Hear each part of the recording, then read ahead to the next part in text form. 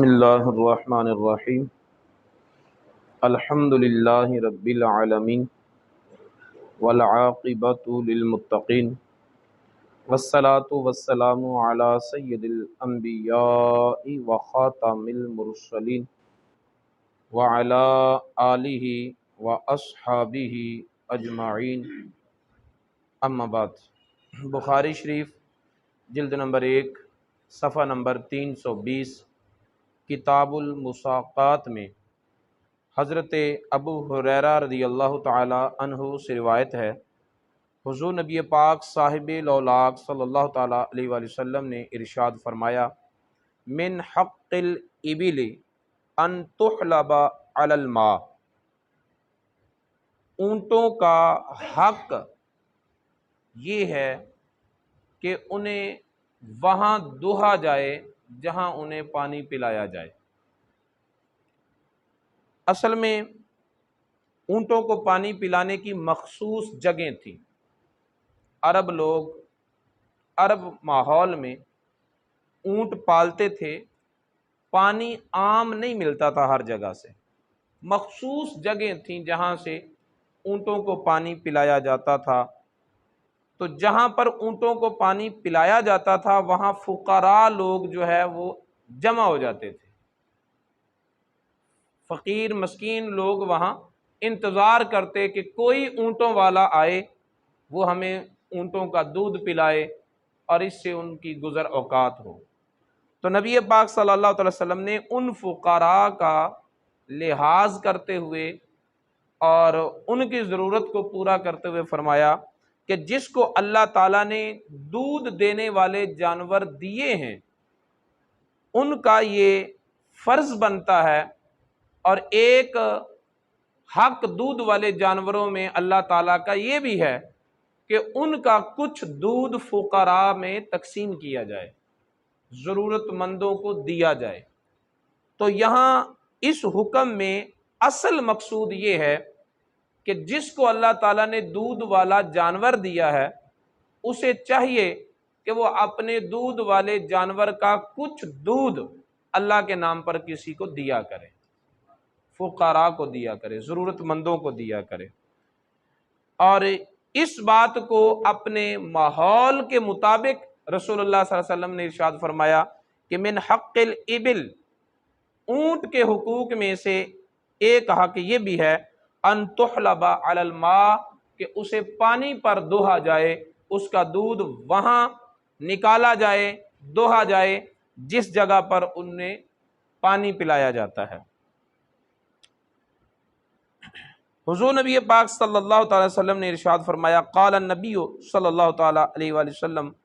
من باع نخلا بعد ان تؤبر فثمرتها للبائع، جس شخص نے کھجوروں کا پھل جو ہے، کھجوروں کا باغ، انہیں پیوند کاری کرنے کے بعد بیچا۔ کھجوریں جب پھل لاتی ہیں تو انہیں پیوند کاری کے عمل سے گزارنا پڑتا ہے، اور اصل محنت کھجوروں میں پیوند کاری ہی ہوتی ہے۔ تو جب درخت جو ہیں وہ کھجوروں کے درخت پھل لانے کے قریب پہنچ گئے، حتیٰ کہ ان کی پیوند کاری بھی ہو چکی، اب جس نے کھجوروں کا باغ بیچا تو باغ بک گیا، جگہ مشتری کی، درخت مشتری کے، لیکن جو پھل ہے وہ بیچنے والے کا ہے، کیونکہ یہ پھل جو ہے یہ اس کی ملکیت میں تیار ہوا ہے، تیاری کے قریب پہنچا ہے۔ ہاں اگر خریدنے والا اس پھل کی بھی شرط لگا لے، شرط دے دے کہ یہ پھل بھی میں ہی لوں گا، اور پھر اس حساب سے قیمت ادا کرے تو پھر جائز ہے۔ اور اگر اس پھل کو شرط میں نہیں ذکر کیا گیا تو پھر یہ پھل جو ہے وہ مالک کا ہے، بیچنے والے کا ہے، خریدنے والے کا نہیں۔ اور جب تک وہ پھل لے نہیں لیتا، مالک اتار نہیں لیتا، تب تک اسے اس باغ میں آنے جانے کی بھی اجازت ہوگی۔ وہ اس باغ میں آ بھی سکتا ہے، اس باغ کے پانی سے پانی بھی پی سکتا ہے، پھل جو ہے وہ کھا بھی سکتا ہے، کیونکہ باغ اس نے بیچ دیا ہے، لیکن یہ پھل جو ہے وہ اس کا مالک بیچنے والا خود ہی ہے۔ حضرت عبداللہ اپنے والد سے روایت کرتے ہیں، حضرت عمر رضی اللہ تعالیٰ عنہ سے، فرماتے ہیں میں نے رسول اللہ صلی اللہ علیہ وسلم سے سنا کہ رسول اللہ صلی اللہ علیہ وسلم نے فرمایا من ابتاع نخلا بعد ان تؤبر فثمرتها للبائع الا ان یشترط المبتاع، جس نے کھجوروں کے درخت بیچے، کھجوروں کا باغ بیچا بعد اس کے کہ پیوند کاری ہو چکی، تو اس کے پھل کا مالک بیچنے والا ہے، مگر یہ کہ خریدنے والا جو ہے وہ شرط قرار دے دے کہ میں پھل بھی ساتھ لوں گا، اور اس رضامندی کے ساتھ بیچنے والا بیچے، تو پھر وہ پھل جو ہے وہ خریدنے والے کا ہوگا، بیچنے والے کا نہیں ہوگا۔ اسی طرح کسی شخص نے غلام بیچا اور اس غلام کے پاس کچھ مال ہے،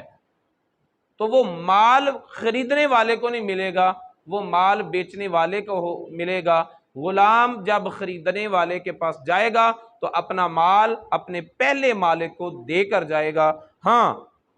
اگر خریدنے والا شرط قرار دے دے الا ان یشترط المبتاع، خریدنے والا جو ہے وہ شرط قرار دے دے کہ میں اس غلام کو خریدوں گا اور اس کے مال و متاع سمیت خریدوں گا، اور پھر اس کے مطابق اس کی قیمت بھی ادا کرے، تو اب یہ مالک مال جو ہے وہ غلام کے ساتھ خریدنے والے کو ہی ملے گا۔ حضرت زید بن ثابت رضی اللہ تعالیٰ عنہ روایت فرماتے ہیں رخص النبی صلی اللہ علیہ وسلم ان تباع العرایا بخرصها تمرا، نبی پاک صلی اللہ علیہ وسلم نے عریہ درختوں کی بے خشک کھجوروں کے ساتھ کرنے کی اجازت دی ہے۔ اس کے بعد والی دو حدیثیں بھی سماعت فرما لیں، ان تینوں کا مطلب جو ہے وہ اکٹھا سمجھ آ جائے گا۔ حضرت جابر بن عبداللہ رضی اللہ تعالیٰ عنہ فرماتے ہیں نہى النبی صلی اللہ علیہ وسلم عن المخابرہ والمحاقلہ وعن المزابنہ، رسول اللہ صلی اللہ علیہ وسلم نے مخابرہ، محاقلہ اور مزابنہ سے منع فرمایا۔ وعن بیع الثمر حتی یبدو صلاحہ، اور پھل کے کچے پھل کو بیچنے سے نبی پاک صلی اللہ علیہ وسلم نے منع فرمایا یہاں تک کہ وہ پھل کھانے کے لائق ہو جائے، کھانے کی قابل ہو جائے، پھر اس کی فروخت جو ہے وہ جائز ہوگی۔ وَأَلَّا يُبَاعَ إِلَّا بِالدِّنَارِ وَالدِّرْهَمِ إِلَّا الْعَرَايَا، اور نبی پاک صلی اللہ علیہ وسلم نے پھل کو پھل کے بدلے بیچنے سے بھی منع کیا، بلکہ حکم دیا کہ پھلوں کو درہم اور دینار کے بدلے بیچا جائے، لیکن عریہ کھجوروں کا اس سے استثناء ہے۔ عریہ درخت کیا ہیں، ان کی وضاحت ابھی میں آپ کے سامنے پیش کرتا ہوں۔ حضرت ابو ہریرہ رضی اللہ تعالیٰ عنہ سے روایت ہے کہ نبی پاک صلی اللہ علیہ وسلم نے فرمایا رخص النبی صلی اللہ علیہ وسلم فی بیع العرایا، عریہ درختوں کی بیع رسول اللہ صلی اللہ علیہ وسلم نے اجازت عطا فرمائی، بخرصها من التمر، خشک کھجوروں کے بدلے میں، فیما دون خمسۃ اوسق او فی خمسۃ اوسق، شک داؤد فی ذالک، 5 وسق سے کم مقدار میں یا 5 وسق کی مقدار میں نبی پاک صلی اللہ علیہ وسلم نے کھجوروں کو کھجوروں کے بدلے میں بیچنے کی اجازت عطا فرمائی ہے۔ یہ 5 کھجوریں یا 5 وسق کھجوریں یا 5 وسق سے کم کھجوریں، یہ شک جو ہے وہ داؤد راوی کو ہے جو اس حدیث کی سند میں موجود ہے۔ حضرت رافع بن خدیج اور سہل بن ابی حثمہ یہ دونوں روایت کرتے ہیں رسول اللہ صلی اللہ علیہ وسلم نے مزابنہ سے منع فرمایا ہے، اور پھل کو پھل کے بدلے میں بیچنے سے بھی منع کیا ہے، الا صحاب العرایا، لیکن عریہ درختوں والے جو ہے نا ان کو اس سے مستثنیٰ کیا ہے، فإنہ آذن لہم، رسول اللہ صلی اللہ علیہ وسلم نے ان کے لیے اجازت دی ہے۔ عریہ درخت کیا ہوتے ہیں؟ بعض اوقات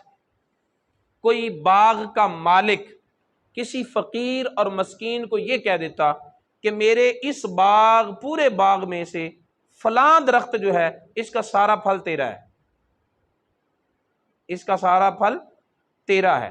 تو یہ درخت جو ہے وہ عاریتن کسی کو دے دیا، مسکین کو دے دیا، جیسے منگوے کپڑے نہیں دیتے یا منگوا موٹر سائیکل دیتے ہیں، مانگ کر کوئی چیز لینا اور اس سے نفع حاصل کر کے پھر مالک کو واپس کر دینا، اس کو کہتے ہیں عاریتن کوئی چیز لینا۔ تو اسی طرح کچھ درخت جو تھے وہ باغوں کے مالک اپنے کسی درخت کو کوئی کسی فقیر کو دے دیتے عاریتن، کہ یہ موسم جو ہے جتنا پھل اس درخت پر آئے گا وہ تیرا ہے، تو اس پھل سے کھا لینا، استعمال کر لینا، توڑ لینا، بیچ لینا، جو مرضی کرنا۔ لیکن پھر کیا ہوتا، پھر اس مسکین یا اس فقیر کا بار بار اس کے باغ میں آنا یہ اسے دشوار گزرتا، کیونکہ اس دور میں حالات اس طرح تھے، جیسے آج بھی بعض علاقوں میں ایسے ہی ہے کہ اپنے کھیتوں میں ہی گھر بنائے ہوتے ہیں، جہاں پر فصلیں ہوتی ہیں، جہاں پر اپنی زمینیں ہوتی ہیں کھیتی باڑی والی، وہیں پر اپنا گھر بھی بنایا ہوتا ہے۔ بالخصوص یہ جو لئیے کے علاقوں میں چلے جائیں تو ادھر آج بھی یہی رواج ہے کہ ہر بندے نے اپنے اپنے کھیتوں میں اپنا اپنا گھر بنایا ہوا ہے۔ تو اس وقت باغات کے جو مالک ہوتے تھے انہوں نے باغوں میں ہی اپنا گھر بنایا ہوتا تھا، تو اب ان کے بیوی بچے بھی باغات میں ہوتے، تو جب وہ فقراء اپنے اس عاریتن ملے ہوئے درخت کا پھل لینے کے لیے آتے تو ان کا بار بار آنا انہیں دشوار گزرتا، گھر کی چادر چار دیواری کے تقدس پر دھبا لگتا اور ان کے بار بار آنے سے انہیں تکلیف ہوتی۔ اب کیا کرتے، اب یہ سودا کر لیتے، سودا کیا کر لیتے کہ یہ اس درخت پر جتنا پھل ہے نا اس کے بدلے میں ہم تمہیں پکی کھجوریں دے دیتے ہیں، یہ تو کچی کھجوریں نا کبھی پکیں گی، جب پکیں گی تو تم لوگے، تو اس پھل کے مطابق ہم پکی کھجوریں، اب کھجوروں کی بے کھجوروں سے ہو رہی ہے، کھجوروں کی بے کھجوروں سے ہو رہی ہے، تو اب اس میں سود سے بچنے کے لیے ضروری ہے کہ برابر برابر ہو، کمی بیشی نہ ہو۔ لیکن برابر برابر کیسے ہو کہ اس درخت پر تو ابھی پورا پھل آیا نہیں، کتنا پکے گا، کتنا ضائع ہو جائے گا، سارا پھل دے گا نہیں دے گا، کتنا ملے گا کتنا نہیں ملے گا، کیا اندازہ کیا جا سکتا ہے؟ جو پھلوں کے پیداوار کرنے کے ماہر لوگ ہوتے ہیں وہ اپنا ایک اندازہ تو بتا سکتے ہیں، لیکن جو قدرتی آفات و بلیات ہوتی ہیں، کبھی کیڑا لگ گیا، کوئی وبا پڑ گئی، کبھی آندھی آ گئی، پھل ضائع ہو گیا، تو ان کا کیا کوئی ایسٹیمیٹ لگا سکتا ہے؟ کیا کوئی اندازہ کر سکتا؟ کوئی نہیں کر سکتا۔ تو اندازے کے مطابق انہیں کھجوریں دے دی جاتی، جتنا ان کے اوپر پھل ہے اتنا دے دیا جاتا، کمی بیشی اس میں ہوتی، لیکن اس کو رسول اللہ صلی اللہ علیہ وسلم نے مستثنا کر دیا، فرمایا پھل کو پھل کے بدلے میں نہیں بیچا جا سکتا، لیکن عاریہ درخت جو ہیں جو عاریتاً دیے ہوئے ہیں اس میں مسکینوں کا فائدہ یہ ہے کہ اس عمل کو جائز رکھا جائے، کیونکہ یہ بڑے پیمانے کی تجارت نہیں ہوتی جس میں سود کا قوی اندیشہ ہوتا ہے، بلکہ یہ چھوٹے پیمانے پر ضرورتوں کو پورا کرنے کے لیے ایسا کیا جاتا ہے۔ تو ضرورتوں کو پورا کرنے کے حوالے سے نبی پاک صلی اللہ علیہ وسلم نے اس کی اجازت دی کہ عاریہ درخت کا جو پھل ہے اس کا پھل کے بدلے میں بیچا جائے، اجازت ہے۔ کچے پھل کے بدلے میں پکا پھل دیا جائے تو یہ کچے پھل کی بے ہوئی نا، یہ بھی اجازت ہے۔ باقی محاقلہ، مزابنہ، محاقلہ کہتے ہیں گندم کی فصل ابھی سٹوں میں ہے اور اس کی بے پکی ہوئی گندم سے کرنا، ایک طرف پکی ہوئی گندم ہے بوریوں میں پیک پچھلے سال کا اناج اور ذخیرہ، ایک طرف یہ موجودہ فصل ہے جو ابھی کٹائی نہیں ہوئی، ابھی وہ اس کو گاہا نہیں گیا، اس کے سٹوں سے بھی دانے نکالے نہیں گئے، تو سٹوں میں پڑی گندم کو اوریجنل گندم کے بدلے میں بیچنا تو اس میں کمی بیشی لازماً ہو جاتی ہے، ٹھیک ہے، اور اس میں بعض اوقات خسارہ بھی ہو جاتا ہے، تو نبی پاک صلی اللہ علیہ وسلم نے اس سے منع کیا، اس کو کہتے ہیں محاقلہ۔ اور مزابنہ کہتے ہیں کچے پھلوں کی تجارت کو، کہ ابھی پھل پکے نہیں ہیں اور ان پھلوں کو پکے پھلوں کے بدلے میں بیچا جا رہا ہے، یا ابھی پھل پکے ہی نہیں ہیں اور پہلے سے ہی ان پھلوں کو بیچا جا رہا ہے، تو ان پھلوں کی یہ جو تجارت ہے اس سے نبی پاک صلی اللہ علیہ وسلم نے منع کیا ہے۔ ہمارے ہاں جو ہوتا ہے نا وہ ایسا نہیں ہوتا کہ سارا سال مالک اپنے درختوں کی، اپنے پودوں کی، اپنے باغات کی حفاظت خود کرے، جب پھل پکنے پہ آئے تو ان کے پکنے سے پہلے انہیں بیچ دے۔ ایسے ہمارے علاقوں میں نہیں ہوتا، اگر کہیں ہوتا ہے تو غلط ہے، اس سے منع کیا گیا ہے۔ بلکہ ہوتا یہ ہے کہ ان درختوں کو جو لوگ تجارت کرنے والے ہیں نا وہ کرائے پر لیتے ہیں، 1 سال کے لیے یا 2 سال کے لیے، پھر ان درختوں کی نگہداشت بھی خود کرتے ہیں، ان پر اخراجات بھی اپنے لگاتے ہیں، پھر ان پھلوں کی نگہبانی بھی آپ کرتے ہیں، اور جب پھل پک جاتے ہیں تو پھر وہ جا کر فروخت کر دیتے ہیں، جیسے ٹھیکے پر باغ لینا۔ تو اس میں پھلوں کی تجارت نہیں ہوتی بلکہ درختوں کو کرائے پر دیا جاتا ہے، یہ صورت اور ہے، اور اس طرح کرنے میں کسی طرح کا کوئی حرج نہیں ہے، یہ جائز ہے۔ لیکن اگر کوئی درختوں کا مالک جو ہے وہ خود نگرانی کرتا ہے، خود آبپاشی کرتا ہے، اپنی ملک میں رکھتا ہے، اور جب پھل پکنے پہ آتے ہیں تو ان کچے پھلوں کو بیچتا ہے، تو ایسے کرنے سے نبی پاک صلی اللہ تعالی وسلم نے منع فرمایا، اور ایسا کرنے کی اجازت نہیں ہے۔ یہ چند احادیث جو ہیں وہ کتاب المساقات کا آخری درس ہیں، اور اس کے بعد انشاءاللہ العزیز بخاری شریف میں کتاب فی الاستقراض کا آغاز ہوگا۔ اللہ تعالی ہمیں نبی پاک صلی اللہ علیہ وسلم کی تعلیمات کو سیکھنے اور ان پر عمل پیرا ہونے کی توفیق عطا فرمائے۔